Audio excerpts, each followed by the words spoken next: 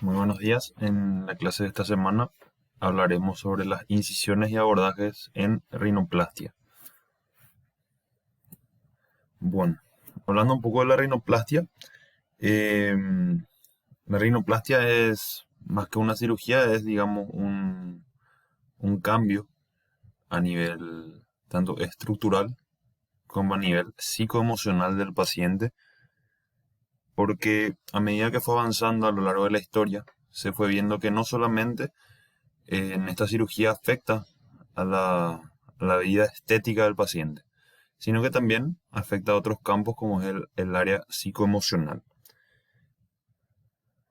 Retrotrayendo un poco el tiempo, desde varios miles de años atrás, desde el papiro quirúrgico de Edwin Smith, que es el primer ejemplo que se tiene de la rinoplastia, es decir, antiguamente se acuñaba el término de reconstrucción facial, que eso fue, al pasar el tiempo, fue evolucionando, ¿verdad?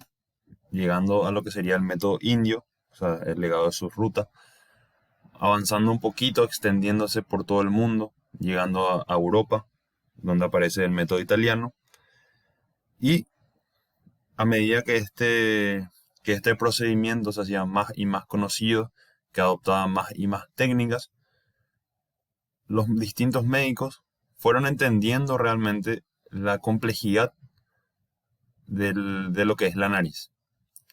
Lo solían llamar el órgano más paradójico del ser humano. En el año 1818, el cirujano Carl von Graf fue el primero en acuñar el término rinoplastia, presentando en un libro tres rinoplastias satisfactorias utilizando distintos métodos. Luego, a medida que esta técnica, como dijimos, se iba extendiendo, aparece el que se conoce como el padre de la rinoplastia moderna, que sería Jacques Joseph, que, eh, que también fue el que, digamos, puso en órbita lo que es el cambio psicoemocional del paciente, ya que presentó un caso de un paciente que tenía la nariz bastante alargada. Él le realizó un procedimiento, digamos, correctivo de esa nariz y comentó que aparte del cambio estético, también se vio un cambio psicoemocional en la persona. Y así fue avanzando en este tipo de cirugía, fue avanzando en el tiempo, fue añadiendo distintos métodos, distintos abordajes, distintas incisiones, de acuerdo a lo que necesitaba el paciente y también a la comodidad del médico. Es decir, que el médico se fue adaptando sus manos a lo que necesitaba el paciente y a la manera más fácil e idónea de hacerlo. Entonces, empezando un poco por las incisiones. Tenemos que, siete tipos de incisiones que vamos a realizar a nivel nasal. Tenemos las incisiones hemitransfixiantes, las incisiones transfixiantes, las incisiones intercartilaginosas, las incisiones transcartilaginosas o intracartilaginosas, las incisiones de tipo marginal o infracartilaginosas, la incisión columelar o transcolumelar y las incisiones que se utilizan para las osteotomías transcutáneas. Vamos a empezar a hablar de lo que serían las incisiones hemitransfixiantes. Este tipo de incisión es la incisión que se utiliza generalmente para el acceso al tabique nasal. Es una incisión que corre paralela al borde caudal del tabique a una distancia variable entre el mismo borde caudal y unos 2 o 3 milímetros por detrás mismo, casi en la transición entre el piel vestibular y la mucosa nasal del tabique. Generalmente se suele hacer de abajo hacia arriba, es decir, lo vamos haciendo de abajo hacia arriba, para evitar que el sangrado nos oculte el campo quirúrgico, ya que debemos alcanzar el propio cartílago septal, obviamente sin dañarlo, pero lo ideal es cortar el pericondrio para así poder acceder al plano superincóndrico septal, que es avascular. lo podemos realizar en un solo gesto quirúrgico o en pasos repetidos de bisturí hasta alcanzar el borde caudal del cartílago.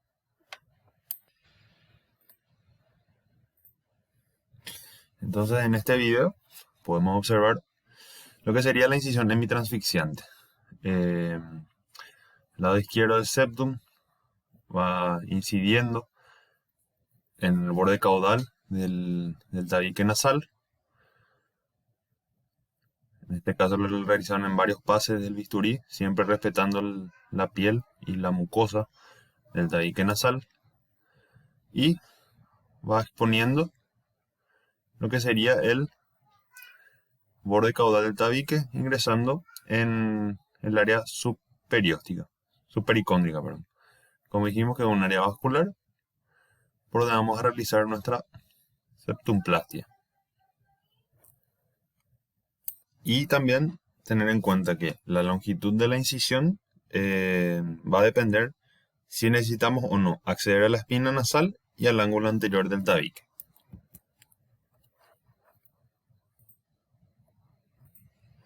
Luego tenemos la incisión transfixiante.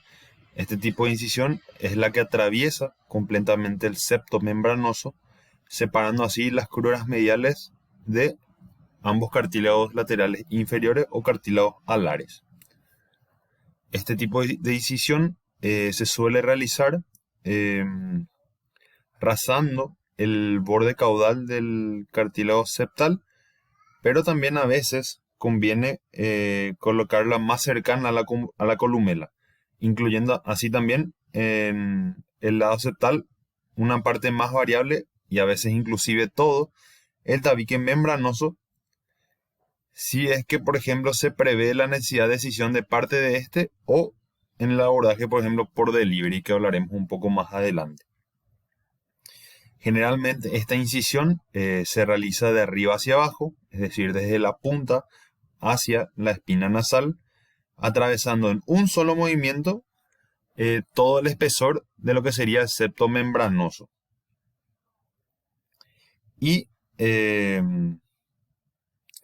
ya con el control, digamos, de ambos extremos del bisturí, es decir, una vez que nosotros atravesamos todo y que tengamos una visión completa, digamos, de ambos extremos, que sabemos que no vamos a lesionar ninguna estructura importante, que no vamos a lacerar ninguna porción de la piel o del cartílago lateral inferior,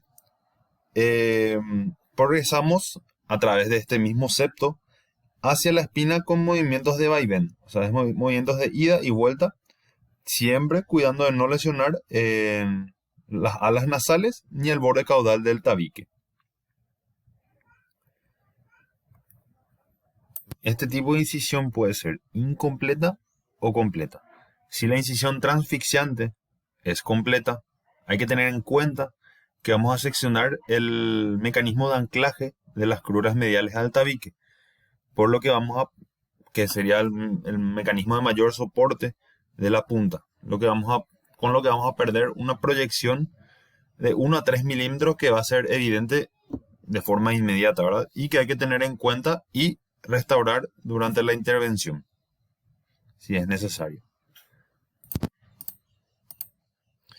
Luego tenemos la incisión intercartilaginosa. Este tipo de incisión corresponde al primer paso en lo que sería el abordaje intercartilaginoso y también en el abordaje de tipo delivery.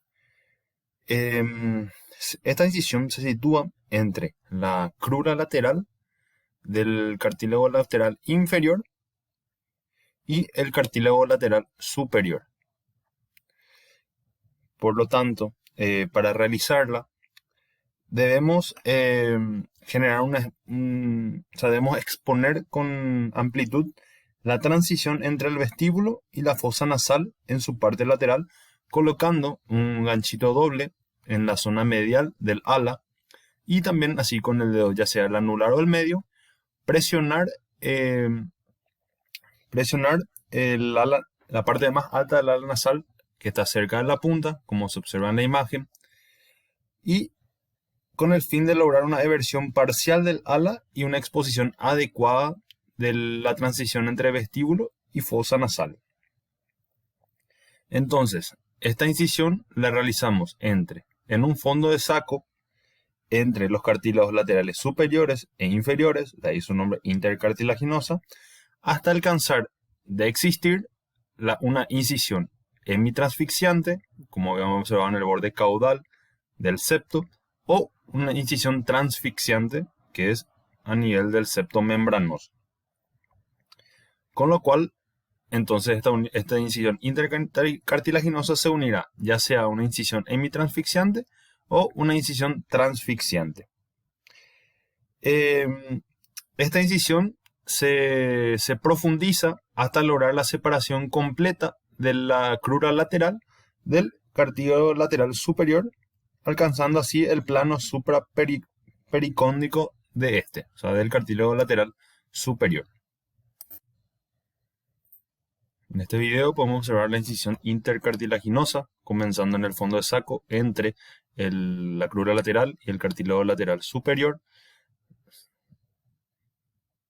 Ven cómo van avanzando alrededor de la transición entre vestíbulo y fosa nasal con el ganchito doble, logrando una buena versión y observación, y lo va uniendo a una incisión hemitransfixiante. Lo mismo del lado contrario, realizando la incisión en el fondo de saco y uniéndola después a una incisión hemitransfixiante alrededor del borde caudal del tabique nasal.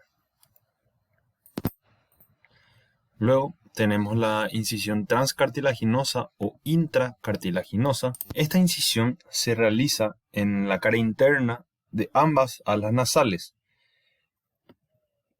Aproximadamente se realiza paralela a lo que sería una incisión intercartilaginosa. Puede realizarse ya sea de medial hacia lateral o en sentido contrario. En principio hay dos vertientes de la forma en la cual se hace. Una es realizar una incisión que corta la piel y el cartílago subyacente en un solo gesto, y la otra que es cortar solamente la piel, ir disecando hasta llegar a lo que sería la parte más cefálica de la crura lateral y seccionar el cartílago una vez teniendo la disección completa. Entonces, lo que busca este tipo de incisión es exponer la crura lateral del cartílago alar. Entonces, como podemos ver en el video, se realiza, se expone bien la cara interna de las alas nasales, se realiza la incisión a nivel de la crura lateral, buscando la mejor exposición de la misma, ¿verdad? Como dijimos, podemos hacer en un solo gesto, cortar en piel y cartílago, o cortar solamente piel vestibular e ir disecando hacia la parte más cefálica del borde superior del cartílago alar y posteriormente realizar la sección del cartílago. También en las literaturas dice que una opción para las personas que están empezando o los menos experimentados es ir marcando con algún marcador, algún bolígrafo en la parte externa de la nariz lo que se quiere seccionar del cartílago. Entonces, con dos agujas, digamos, se atraviesa o sea, por la parte externa del ala nasal, se atraviesa y se usan como guías las agujas para poder, digamos, tener como una referencia de cuánto nosotros queremos ir seccionando. Por ejemplo, acá se utiliza primero, solamente se hizo una incisión de la piel, se va exponiendo el cartílago. Y a medida que se va exponiendo el cartílago, uno va a ir seccionando de acuerdo a lo que necesita.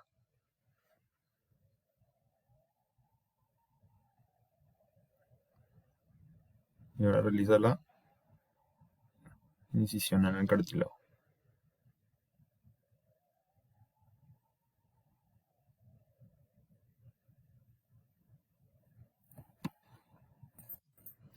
Luego tenemos la incisión marginal o infracartilaginosa.